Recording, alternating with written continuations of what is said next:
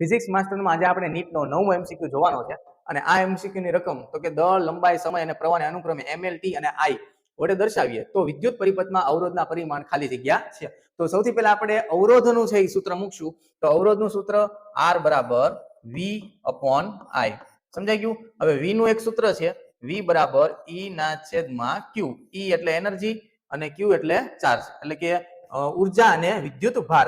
તો આપણને ખ્યાલ છે કે Q નું એક સૂત્ર આવી ગયું છે Q બરાબર IT. તો એ સૂત્રની જે છે કિંમત મૂકશું તો E ના છેદમાં IT. બરોબર? તો જો અહીંયા આપણે V બરાબર આપણને જે સૂત્ર મૂક્યું છે એની કિંમત છે આ જે ઉપરના સૂત્રમાં મૂકીએ તો R બરાબર V તો મૂકવાનો નથી એટલે શું મૂકશું E/IT. એટલે E/ અહીંયા પહેલેથી એક I છે તો I સ્ક્વેર થઈ જશે ઇન્ટુ T. હવે આ તમામ રાશિઓના પારિમાણિક સૂત્ર છે લખીએ અને I ને આપણે એમને રહેવા દઈશું કેમ કે અહીંયા કીધું છે કે I વડે દર્શાવીએ તો એટલે I ને આપણે આમને રાખશું.